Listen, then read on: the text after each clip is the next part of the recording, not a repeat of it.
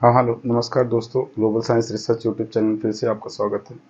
हमने क्लास 11 का revision session start किया था, जिसके अंदर हमने शुरू में ऑब्जेक्टिव क्वेश्चन की बात की थी, जिनमें choose the correct match the column followings और ट्रू फॉल्स वन वर्ड्स। इसके साथ साथ फिर हमने वेरी शॉर्ट टाइप के क्वेश्चन की बात की थी, और अब हमारा क्या चल रहा है, शॉर्ट टाइप के क्वेश्चन का सेशन चल रहा है, जिसके अंदर हमने ऑलरेडी डिफरेंस से रिलेटेड एक वीडियो अपलोड कर दिया है। ये हमारा सेकंड पार्ट है, जिसके अंदर हम बात करेंगे कुछ डिफरेंसेस के, है ना, जिनमें टू किंगडम क्लासिफिकेशन के बीच में, उसके बाद आर्टरी और वेन्स में, उसके साथ साथ फिर हमारे 5 किंगडम क्लासिफिकेशन में हम डिफरेंस की बात करने वाले हैं। ठीक है, तो चलिए भाई बात करते हैं क्या है इनमें डिफरेंसेस, इसको अंडरस्टैंड करने की कोशिश करते हैं। देखिए, हमारा फर्स्ट जो डिफरेंस है, what are the difference between kingdom plantae and kingdom animalia, या इसकी जगह हम यहाँ पे टू किंगडम क्लासिफिकेशन भी लिख सकते हैं, जैसे कि हमने इधर लिखा हुआ, जैसे आपकी यहाँ लिखा हुआ है। ठीक है, तो यहाँ हम किंगडम प्लांटी या टू किंगडम क्लासिफिकेशन भी लिख सकते हैं, राइट। ठीक है, यहाँ अगर हम चाहें तो इसको आप हटा करके टू किंगडम क्लासिफिकेशन लिख सकते हैं। ठीक है, इसे क्या कर सकते हैं, किंगडम एनिमेलिया लिखने के बजाय क्या कर सकते हैं, लिख सकते हैं two kingdom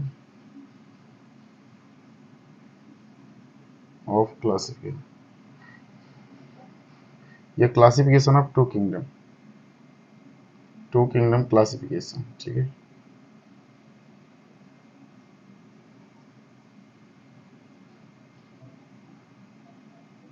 to kingdom classification, right. ठीक है, एक क्लासिफिकेशन ऑफ टू किंगडम ये भी कर सकते हैं, राइट। अब इनमें डिफरेंस की जब बात आती है तो हम इसको सेक्शन बाय डिवाइड करते हैं। कैरेक्टर भी हमने कैरेक्टर में क्या क्या लिया, cell wall, chlorophyll, mood of nutrition, locomotion, food storage, kingdom plantae और किंगडम एनिमेलिया। ठीक है, तो देखिए सेल वॉल की जहाँ तक बात आती है तो प्लांट में सेल वॉल प्रेजेंट होती है नहीं होती, एनिमल में होती है नहीं होती, किसकी बनी होती है। तो आपको पता होगा कि हमारे शेप ऑफ सेल के हिसाब से दो टाइप के सेल हमने बताए थे, प्लांट और एनिमल सेल। तो प्लांट सेल में सेल वॉल ऑलरेडी प्रेजेंस होती है, तभी तो उनकी जो वॉल है वो हार्ड और रिजिड होती है। हमारी स्किन देख लो आप टच करके, एकदम स्मूथ और एकदम मस्कुलर है, दब जाएगी। क्यों? क्योंकि हमारी वॉल में या हमारे सेल में सेल वॉल एब्सेंट है, उसकी जगह सेल मेम्ब्रेन प्रेजेंट है। जबकि वहाँ पे क्या है, सेल वॉल ऑलरेडी प्रेजेंट है, साथ में साथ सेल मेम्ब्रेन भी है, लेकिन चूंकि cell wall outer most protective covering है, तो इस वजह से वो सेल वॉल की वजह से रिजिड है और हार्ड है। और एक रीज़न और भी है कि दोनों तो पॉलीसेकेराइड से बने हैं, लेकिन जो आपका प्लांट सेल बना है वो किसका बना है, सेलुलोज का बना है, जबकि यही एनिमल सेल आपका ग्लाइकोजन का बना होगा। ठीक है, एनिमल सेल किसका बना होता है, ग्लाइकोजन का, और ये किसका बना होता है आपका, सेलुलोज का। क्योंकि यहाँ पे हमने मेंशन नहीं किया, यहाँ आप चाहें तो इसको बता सकते हैं यहाँ पे, है ना, सेल वॉल किसका बना होगा, सेलुलोज का। ठीक है, ये नीचे हमने दिखा रखा है, ठीक है ना, सॉरी, ये वॉल में फूड जो स्टोर करते हैं ये सेलुलोज स्टार्च के फॉर्मेट में, ये ग्लाइकोजन के फॉर्मेट में। ठीक है, क्लियर है। तो केवल इसमें ग्लाइकोजन नहीं होते, और भी वॉल एनिमल्स की बन सकती है, ऐसा नहीं है, लेकिन वो फूड स्टोर तो करती हैं। तो अगर प्रेजेंसी की बात करें तो सेल वॉल प्रेजेंस है ना, और इसमें जो वैक्यूल है सेंट्रल में प्रेजेंट है। जबकि एनिमल सेल की बात करेंगे तो इसमें क्या है, वॉल एब्सेंट है, और जो वैक्यूल है वो छोटे मोटे थोड़े बहुत आपको देखने के लिए मिल जाएंगे। फिर क्लोरोफिल की बात आती है, तो क्लोरोफिल आपको पता होगा प्लांट में प्रेजेंट होता है, तभी उनमें फोटोसिंथेसिस प्रोसेस होती है। जबकि एनिमल की बात करेंगे तो एनिमल में क्या है, क्लोरोफिल आपका एब्सेंट होता है, क्योंकि उनमें आपको फोटोसिंथेटिक प्रोसेस नहीं मिलेगी। कुछ स्पीसीज छोड़ के, जैसे बैक्टीरिया वगैरह आप लोगे तो बैक्टीरिया में मिल जाते हैं, है ना, पिगमेंट की वजह से वो फोटोसिंथेटिक प्रोसेस कर लेते हैं, लेकिन वो एक्सेप्शन है। साथ ही साथ आप यूग्लिना का बात करते हो अगर, तो यूग्लिना भी दो प्रॉपर्टी शो करता है, प्लांट की भी और एनिमल की भी, है ना। जब चाहे तो दिन में फोटोसिंथेसिस कर लेता है, जब चाहे रात में वो हेटरोट्रॉपिक न्यूट्रिशन लेकर के, और ये सिद्ध करता है कि हाँ हम एनिमल हैं। ठीक है, लेकिन कोई बात नहीं, हम उन एक्सेप्शन को अगर छोड़ दे तो जनरली जितने प्लांट्स और एनिमल हैं उनमें यही डिफरेंस है। फिर इसके बाद हमने एक क्राइटेरिया लिया, मूड ऑफ न्यूट्रिशन। तो आपको पता होगा कि प्लांट खुद खाना बनाते हैं, है ना, इसलिए क्या है, plants are autotrophic formed food by self, ठीक है, खुद के थ्रू फोटोसिंथेसिस की प्रोसेस के थ्रू क्लोरोफिल के प्रेजेंस में या क्लोरोफिल की हेल्प से खाना बनाती हैं।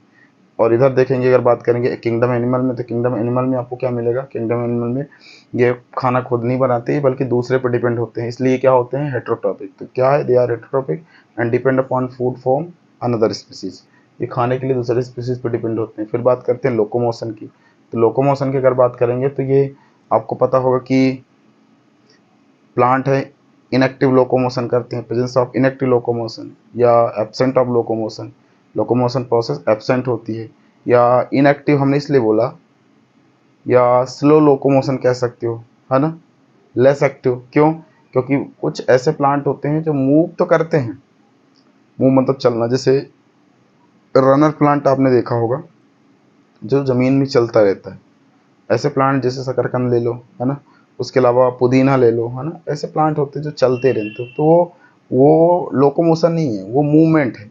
तो मूवमेंट कुछ प्लांट शो करते हैं, लेकिन वो अब क्या है, कह सकते हैं कंप्लीट तो नहीं है, तो इसलिए लोकोमोशन तो एब्सेंट है, मूवमेंट शो करेंगे ही सॉरी।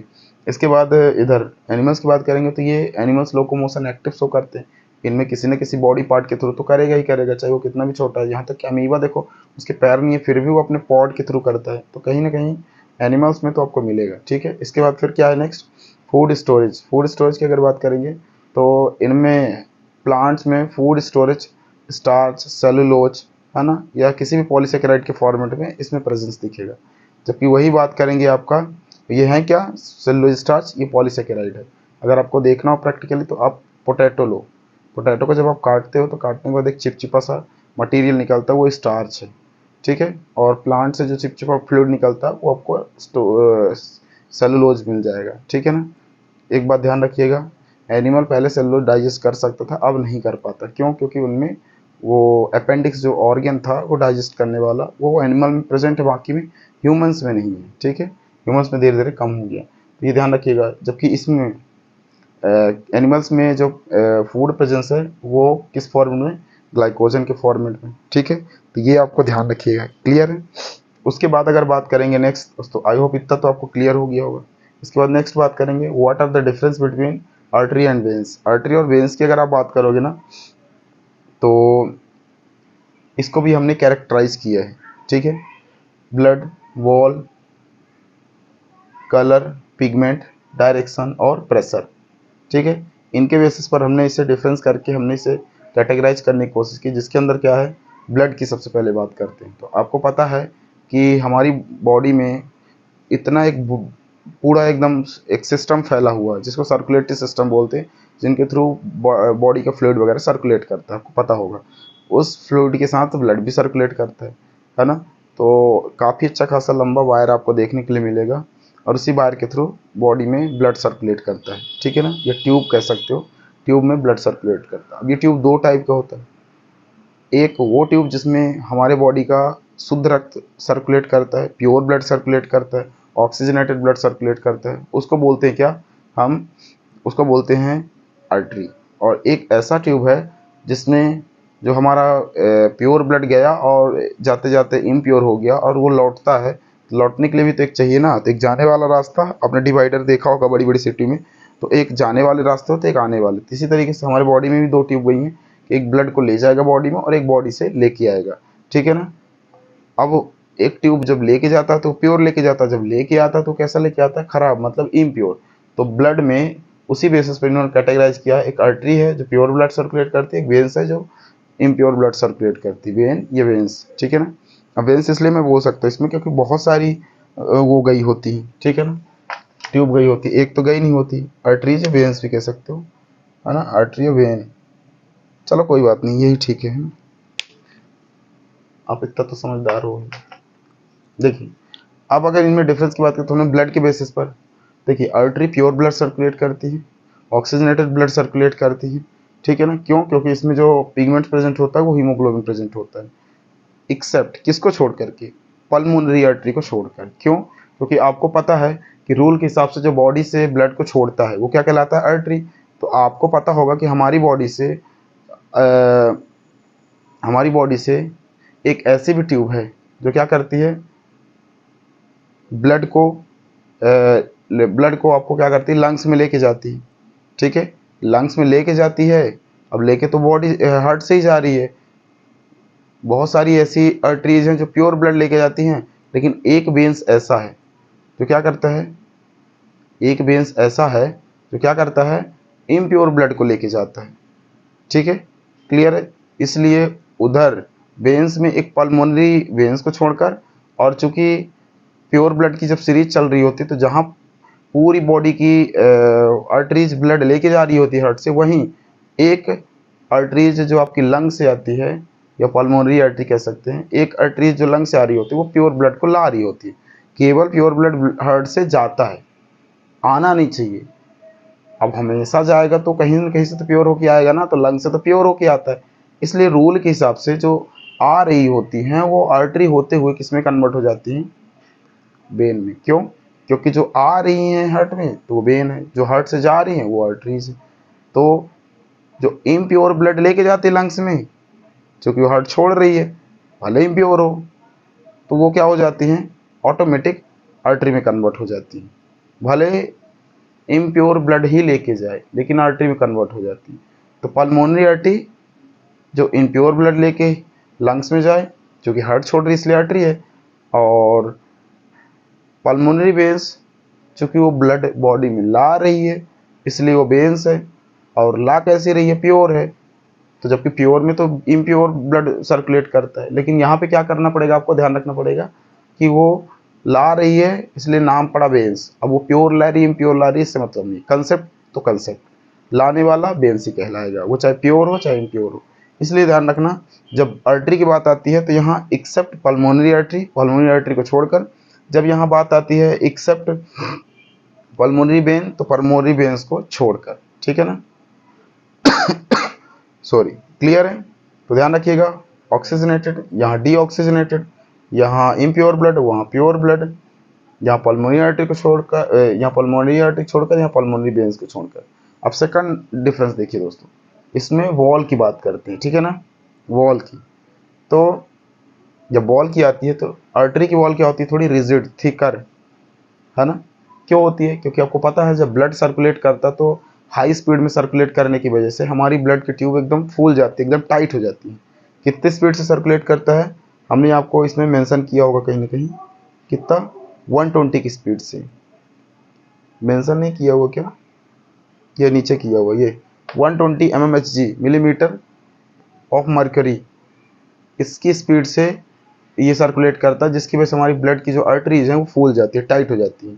और वो थिक वैसे भी होती है क्योंकि वो सर्कुलेट करती रहती है 24 घंटे हाई प्रेशर से, तो कहीं फट ना जाए इसलिए भी मोटी होती है। तो ध्यान रखिएगा, आर्टरी क्या होती हैं, थिकर रिजिड, है ना, और हाई मस्कुलर होंगी ताकि बॉल फटे ना, क्लियर है, ये बात ध्यान रखिएगा।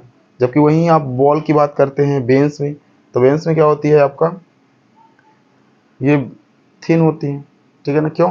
क्योंकि आते वक्त वॉल में जो प्रेशर है वो कम होता है, कितना होता है आपका, 80 mmHg होता है, इसलिए आराम से आती है, तो कोई दिक्कत इनको होता नहीं।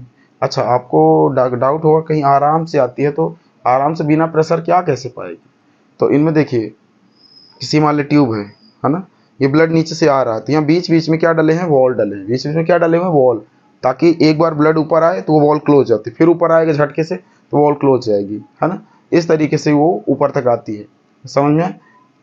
नहीं तो अगर मान लीजिए वो इतने आराम से आएगा तो फिर से धड़ाम से नीचे ब्लड आ जाएगा ना, इसलिए इनमें क्या लगी होती है, वॉल्व लगी होती है पतली पतली, ठीक है ना, क्लियर है, ये ध्यान रखिएगा। इसके बाद नेक्स्ट क्या है, दूसरा डिफरेंस, अच्छा इसका तो बता दिया, वेन्स आर क्या है,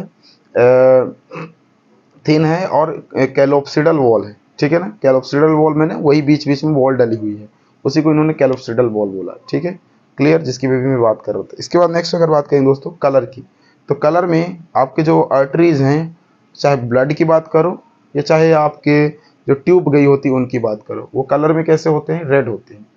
और जो आपके बॉडी का ब्लड कलर रेड होता है, देखो बॉल आप ब्लड का कलर वो लिखो, ब्लड कलर लिखो, या आप इसे उसके आर्टरी का कलर लिखो, ठीक है ना। यहाँ आप चाहे ब्लड कलर भी डाल सकते हो, ठीक है ना, या उसके ट्यूब का नाम भी अगर पूछ सकते हो। तो arteries are red in colour, ठीक है, क्लियर है। अब उसमें जो कलर होता है वो किसकी वजह से होता है, वो हीमोग्लोबिन की वजह से होता है। ठीक है, तो आर्टरीज का जो कलर है या colour of tube, colour of tube colour डाल सकते हो, ये भी डाल सकते हो। ठीक है, तो यहाँ पे क्या हो जाएगा, arteries are red in colour, जबकि वेन्स की बात करेंगे तो वो कैसा होगा, वेन्स कलर में ब्लू होगा। वो एक्चुअली ब्लू होता नहीं है, वो ब्लू तो हमें समझाने के लिए बताया जाता है, वो ग्रेस कलर होता है। ठीक है, क्लियर, ताकि हमें डार्क कलर समझ में आए। इसके बाद नेक्स्ट क्या है, पिगमेंट की बात आती है। तो चूंकि ब्लड इसका रेड होता है, तो रेड किस वजह से होता है, तो दे हैव कंटेन क्या, हीमोग्लोबिन पिगमेंट, है ना। हीम मतलब आयरन, ग्लोबिन प्रोटीन। तो आयरन को क्या चाहिए, ऑक्सीजन चाहिए, क्या होने के लिए, रेड, है ना। आपको पता होगा, देखा होगा नॉर्मली नेचर में कि जब आयरन खुला छोड़ दिया जाए तो ऑक्सीजन से रिएक्ट करके कोरोजिव हो जाता है, जंग लग जाता है। जंग लगने में कैसा दिखता है, रेड दिखता है। सेम हमारी बॉडी में भी जो हीम है, आयरन है, जैसे ही ऑक्सीजन मिलता है उसको बेचारे को जंग लग जाता है और कैसा हो जाता है, वो रेड कलर शो करने लगता है। ठीक है, और सिरोस रेड कलर शो करने की वजह से हमारा ब्लड भी रेड होता है।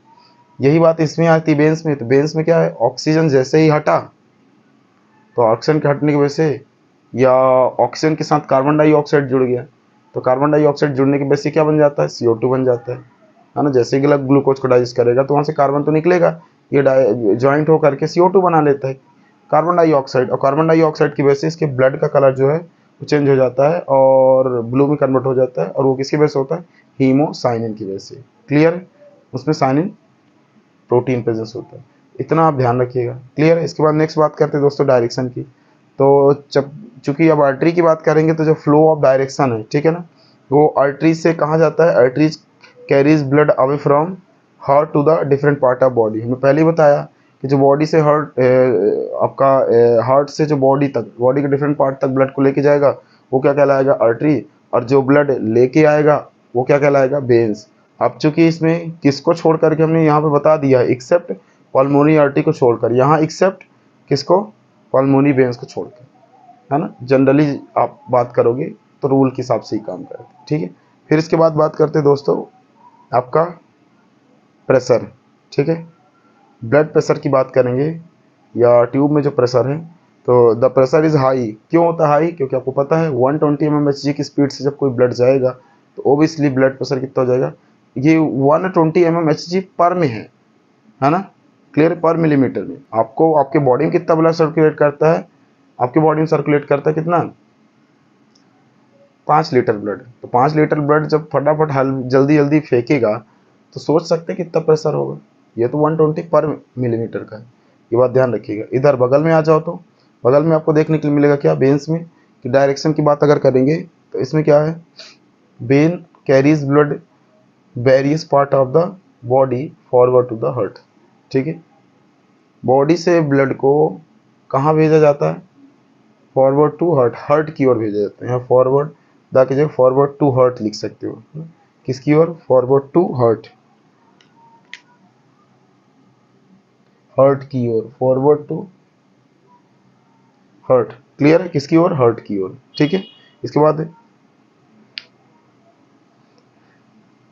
Flows the flows by the capillary action of the veins. ठीक है ना, आपको पता बीच बीच में कैपिलरीज लगी होती हैं जो क्या करती हैं, फोर्स करती है ताकि वो आगे की तरफ ब्लड हमारा सर्कुलेट करे।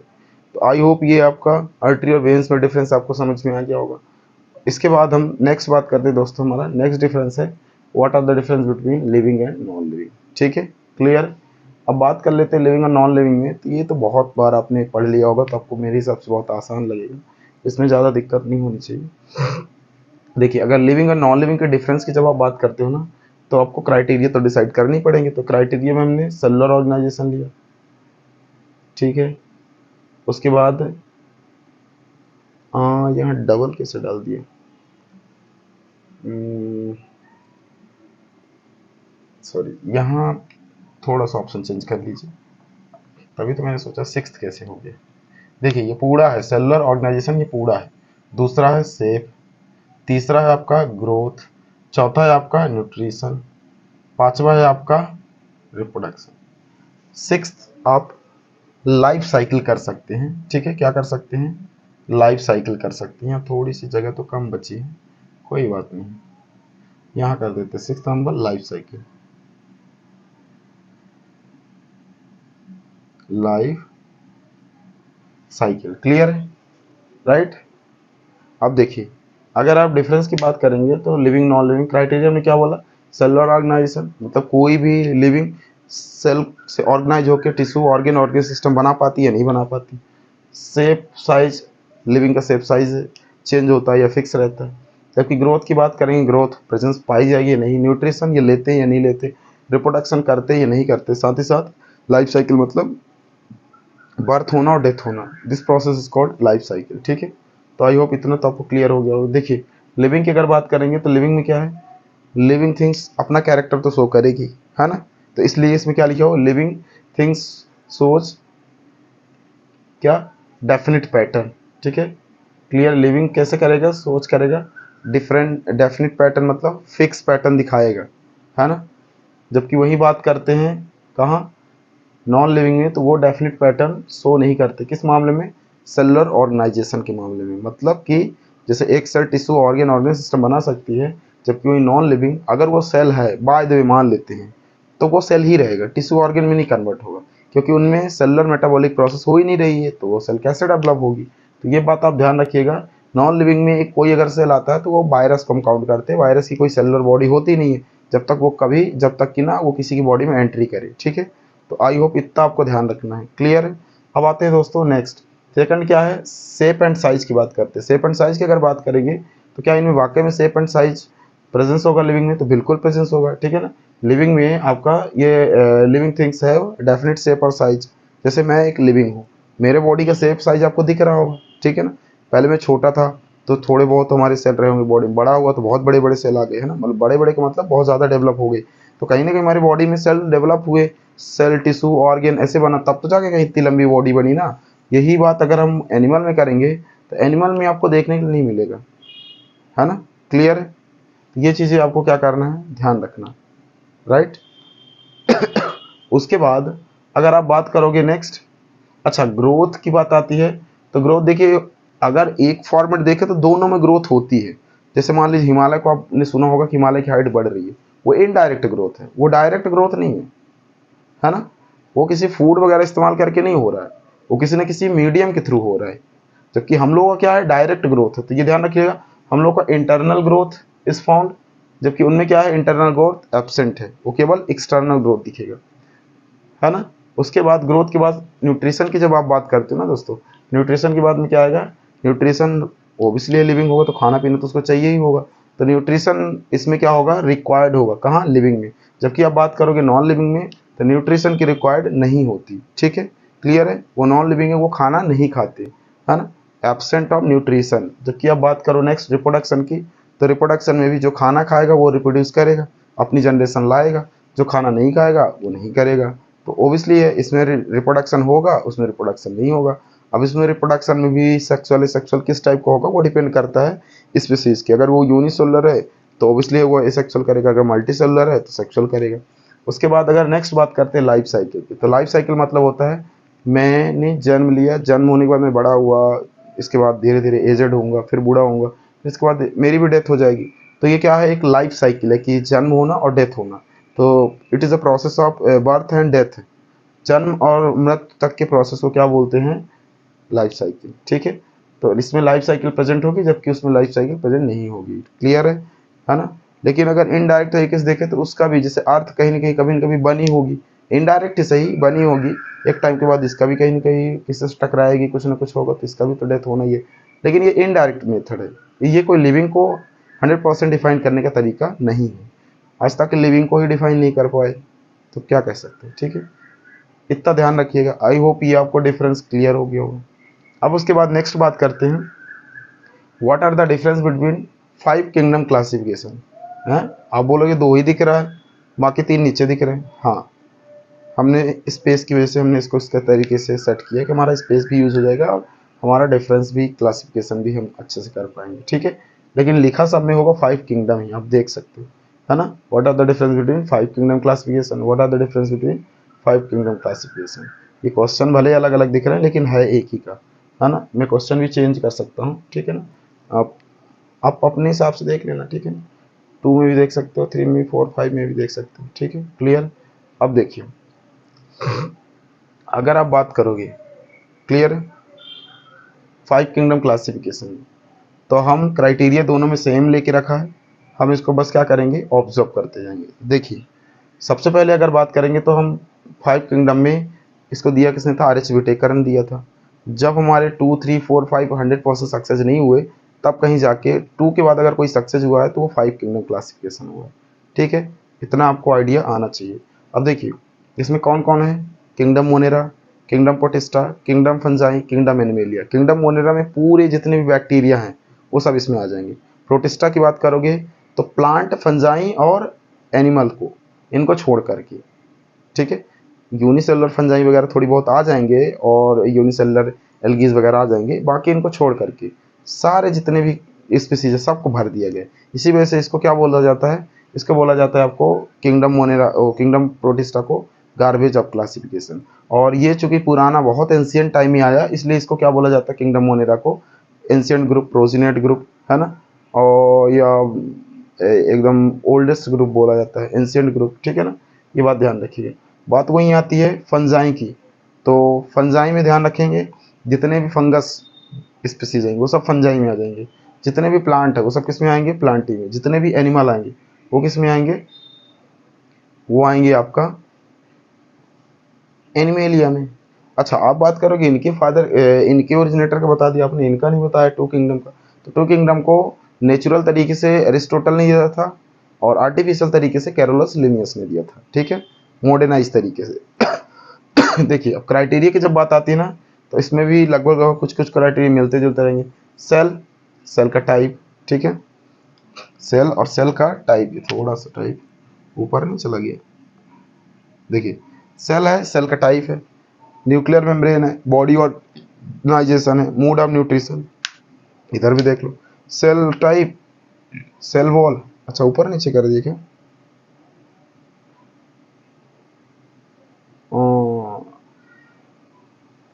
सॉरी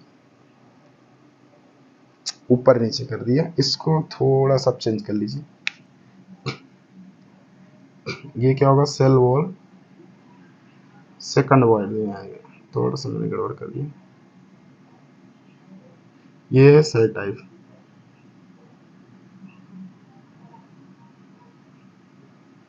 ठीक है, क्लियर,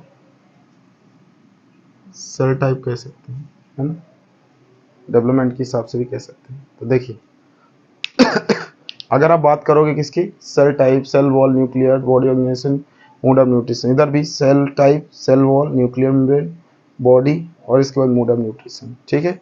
ये हमारे क्राइटेरिया हैं, इन क्राइटेरिया के बेसिस पर हम इसको प्रेजेंट सब्सटेंस देखते जाएंगे, ठीक है। तो देखिए अगर सेल टाइप की बात करेंगे तो सेल, अब हमने बोला था कि केवल किसको, मोनेरा को छोड़ करके बाकी सब क्या है, यूकैरियोट्स हैं।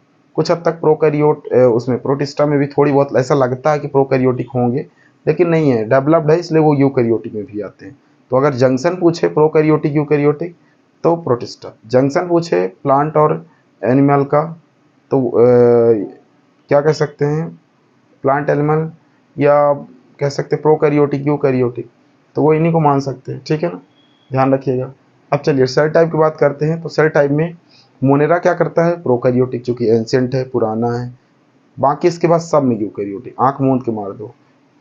Kingdom Protista eukaryotic species, kingdom Fungi eukaryotic, kingdom Animalia eukaryotic, kingdom Plantae eukaryotic. अब इसमें एक चीज ध्यान रखना, ये प्रोकैरियोटिक यूकैरियोटिक हमने लिख कैसे दिया, देखिए प्रो का मतलब बिफोर, कैरियो का मतलब न्यूक्लियस, वो स्पीशीज जिनमें न्यूक्लियस ना हो करके न्यूक्लियोइड हो, नॉर्मल क्रोमोसोम्स, नॉर्मल डीएनए हो, वो क्या कहलाएगा, प्रोकैरियोटिक।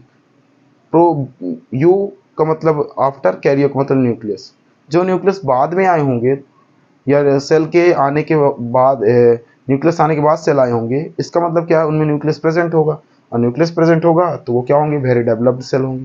ये बात आप ध्यान रखिएगा। तो इसके अंदर क्या होगा, इसके अंदर अगर बात करोगे तो यूकैरियोटिक कैसे हैं, ओ सॉरी, जितने भी बाकी है क्या होंगे, सारी यूकैरियोटिक होंगे, केवल किसको छोड़ करके, मोनेरा को। फिर बात करते हैं सेल वॉल की, सेल वॉल किसमें प्रेजेंस है, किसमें एब्सेंस है, उनकी बात करते हैं। तो देखिए, और सेल वॉल है तो बनी किसकी है, तो इसमें वॉल की अगर बात करेंगे तो मोनेरा में क्या है, नॉन सेलुलोसिक। क्यों? क्योंकि प्लांट की पूरी प्रॉपर्टी तो रखते नहीं, हालांकि हम बैक्टीरिया को प्लांट में ही काउंट करते हैं, लेकिन किसी भी क्लासिफिकेशन में ऐसा डिफाइन नहीं किया गया है। हम केवल उसको इसी वजह से बोलते हैं क्योंकि उनमें सेल वॉल प्रेजेंट है और कोई सेल वॉल उसके प्लांट के फीचर नहीं है, ये बात ध्यान रखिएगा, ठीक है। तो सेल वॉल इसमें क्या होगा, नॉन सेलुलोसिक होगा।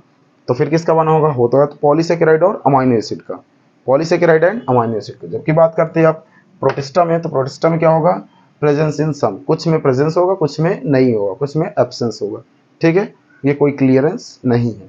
फिर बात करते हैं दोस्तों किसकी, किंगडम फंजाई की। तो फंजाई में प्रेजेंस होगा, किसकी बनी होगी, काइटिन की बॉल बनी होगी, काइटिन या पैक्टिन, ठीक है ना, क्लियर है, काइटिन या पैक्टिन ये दोनों ही पॉलीसेकेराइड है, ये बात ध्यान रखना, ठीक है ना, हेट्रो टाइप का पॉलीसेकेराइड है, क्लियर है। पॉलीसेकेराइड में दो कैटेगरी, होमो और हेट्रो, ये बात ध्यान रखिएगा। होमो का मतलब जो एक ही टाइप के शुगर से बने हो, और हेट्रो मतलब जो डिफरेंट डिफरेंट टाइप के शुगर से बने हो, ठीक है। तो ये क्या होगा, डिफरेंट शुगर से बना, मतलब ये हेट्रो मतलब फाइबर टाइप का नेचर है। जबकि बात करते हैं प्लांटी में, तो प्लांटी में क्या है, सेलुलोज है, ओबियसली होगा, डेवलप्ड है। बात करते हैं नेक्स्ट अगर किंगडम एनिमेलिया में, तो वॉल इसमें एब्सेंट है, वॉल है ही नहीं। जब वॉल है ही नहीं तो वो दिखाएगा क्या, किसी की नहीं बनी होती, उसकी जगह उसकी सेल मेम्ब्रेन होती है। अब आते हैं न्यूक्लियर मेम्ब्रेन की बात करते हैं।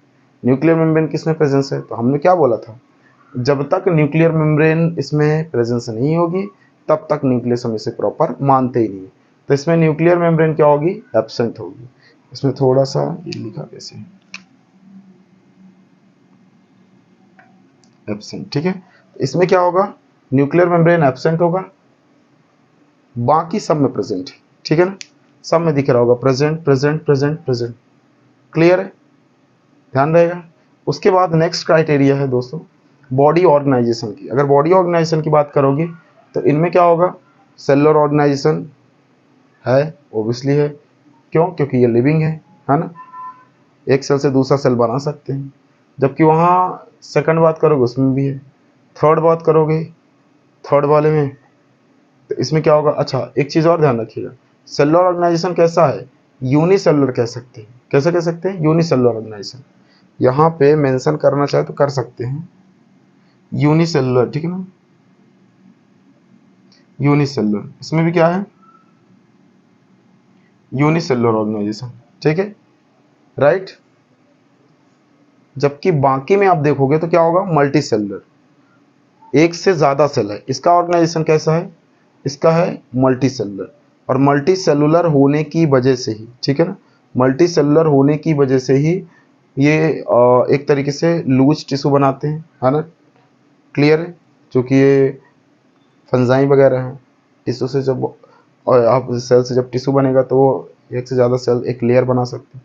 वहीं बात करते हैं किंगडम प्लांटी में, तो यहाँ केवल टिश्यू ही नहीं बनेगा, ऑर्गेन भी बनेंगे। क्यों? क्योंकि ये प्लांट डेवलप हो चुके हैं, ये थोड़ा सा मॉडर्न टाइप के हैं और यूकैरियोटिक नेचर के, तो सेल तो ज़्यादा डेवलप होगी। इसके बाद नेक्स्ट अगर बात करेंगे, टिश्यू, ऑर्गेन और ऑर्गन सिस्टम सारे आ चुके होंगे किसमें, एनिमल्स में, क्योंकि वो भी क्या है, they are very developed, right. ये बात आपको क्या करनी है, ध्यान रखिए। टिश्यू भी हो सकता है, ऑर्गन भी हो सकता है, ऑर्गन सिस्टम भी हो सकता है, जरूरी नहीं है कि सब में हो, लेकिन ये होंगे, ठीक है ना। केवल किसको छोड़ करके, पोरीफेरन स्पीसीज को, क्यों सॉरी, क्योंकि उसमें मल्टीपल टिश्यू होने के बावजूद भी वो टिश्यू, मल्टीपल सेल होने के बावजूद भी टिश्यू नहीं बना पाते, क्योंकि उनकी बॉडी का स्ट्रक्चर ही कुछ ऐसा होता है, पोर लाइक होता है, इस वजह से नहीं होते। इसके बाद नेक्स्ट क्या है दोस्तों, बॉडी ऑर्गेनाइजेशन के बाद नेक्स्ट हमारा फीचर क्या है, आपका मूड ऑफ न्यूट्रिशन। जब मूड ऑफ न्यूट्रिशन की बात आती है तो मूड ऑफ न्यूट्रिशन में ये खाना किस टाइप का बनाते हैं, तो देखिए जितने भी मोनरेंस होंगे इनमें दो टाइप का ओबियसली है, पिगमेंट होगा तो फोटोसिंथेसिस तो होगी, जिनमें पिगमेंट है वो फोटोसिंथेसिस, जिनमें पिगमेंट नहीं है, केमिकल्स है, तो कीमोसिंथेटिक। ये हमारे पूर्वज है बेचारे, है ना, दुनिया में जब आए तो इन्होंने ही सब पूरा एटमॉस्फेयर क्रिएट किया, और राज कौन कर रहा है, हम लोग कर रहे हैं, ठीक है ना। लेकिन कोई बात नहीं, जब इनका कहर आता है ना तो अच्छे अच्छे के पसीने छूट जाते हैं। आपको पता है ना, कोरोना वाला टाइम या कोई बैक्टीरियल इन्फेक्शन, अभी आई फ्लू हुआ था, बहुत सारे ऐसे केसेस है जहाँ इनका भी राज अभी इन्हें भी इग्नोर नहीं कर सकते। जब तक ये चुपचाप है तभी तक, जब खतरनाक रूप में आते हैं तो फिर आपको पता है, इसलिए नेचर को डिस्टर्ब मत करिए, ठीक है। तो देखिए ऑटोट्रोपिक न्यूट्रिशन की अगर बात करेंगे तो इनमें क्या है, फोटोसिंथेटिक, कीमोसिंथेटिक। जो लाइट के प्रेजेंस में खाना बने फोटोसिंथेटिक, जो केमिकल के प्रेजेंस में खाना बने वो कीमोसिंथेटिक। हेट्रोट्रोपिक में दो फीचर आपको मिलेंगे, सेप्रोफाइटिक और पैरासाइटिक नेचर की। ठीक है, क्लियर है? तो आई होप इतना आपको क्लियर हो गया होगा। बात करते हैं नेक्स्ट प्रोटिस्टा की। तो प्रोटिस्टा में आपको क्या मिलेगा, ऑटोट्रॉपिक है, मतलब कि ये खाना बना सकते हैं, जैसे कुछ एल्गीज इसमें पाए जाएंगे, डाइटम्स वगैरह और बहुत सारे एल्गीज हैं तो ये खाना बना सकते हैं, है ना, क्लियर है?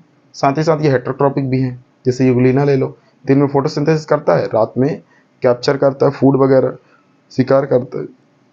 फिर बात करेंगे फंजाई की, तो ये ऑटोट्रॉपिक भी है, ऑटोट्रॉपिक के साथ साथ हेट्रो में सेप्रोफाइटिक और पैरासाइटिक नेचर भी रखता है। ऑटोट्रॉपिक हेट्रोट्रॉपिक दोनों है। अच्छा, ऑटोट्रॉपिक कैसे है? ऑटोट्रॉपिक इनमें क्लोरोफिल तो प्रेजेंस ही नहीं है, तो देखिए क्लोरोफिल नहीं है, बाकी पिगमेंट तो है ना, तो कुछ ना कुछ तो वो फोटोसिंथेसिस कर ही लेते होंगे, ठीक है, लेकिन जितने भी व्हाइट वाले हैं वो कोई भी नहीं करता, ये बात ध्यान रखिए, जो पिगमेंटेड है वही करते हैं। तो ऐसा मत सोच लेना कि सर ने तो अभी तक नॉन क्लोरोफिल्स पढ़ा है, आप कैसे फोटोसिंथेसिस कर लिए।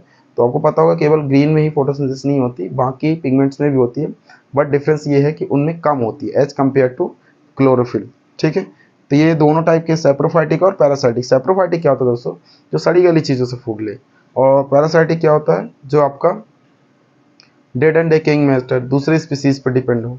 डेड एंड डेकेइंग मैटर से तो ये लेगा सेप्रोफाइटिक वाला, लेकिन जो दूसरे जीवों पे डिपेंड हो, दूसरे स्पीसीज पर डिपेंड हो, पैरासाइटिक हो, है ना, वो क्या होगा, वो एक टाइप का पैरासाइटिक न्यूट्रिशन होगा जो दूसरे पर डिपेंड होगा।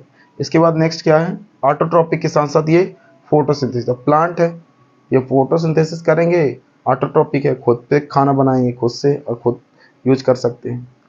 अच्छा, इसमें एक चीज़ और ध्यान रखना, कुछ होते हैं इंसेक्टिवोरस, जो खाना खुद नहीं बना पाते सफिशिएंट, तो वो प्लांट में फीचर कुछ ऐसा दिया जाता है जिनको पिक्चर प्लांट बोलते हैं, वो ऐसा अपने बॉडी में स्ट्रक्चर शेप बनाएंगे ताकि स्पीसीज उनमें बैठे और कैप्चर हो जाए, ट्रैप हो जाए, तो वो इंसेक्टिवोरस प्लांट होते हैं, तो कुछ हेट्रोट्रॉपिक प्लांट को छोड़कर बाकी सारे ऑटोट्रॉपिक होते हैं। इसके बाद एक लास्ट पॉइंट्स क्या है, एनिमल्स में, एनिमल कैसे होते हैं, हेट्रोट्रॉपिक, सारे हेट्रोट्रॉपिक होते हैं, ये आपको पता होना चाहिए, है ना, हेट्रोट्रॉपिक होते हैं, और इनमें हेट्रोट्रॉपिक के अंदर हमने क्या देखा, सेप्रोफाइटिक, उसके साथ साथ इनमें होलोजोइक, ठीक है ना, और पैरासाइटिक नेचर भी होगा, जैसे मच्छर, मच्छर क्या है, पैरासाइटिक है, वो कंप्लीट हम लोगों पे ही डिपेंड है, एनिमल्स पे, तो यहाँ पैरासाइटिक भी आप डाल सकते हो, क्या, सेप्रो के साथ साथ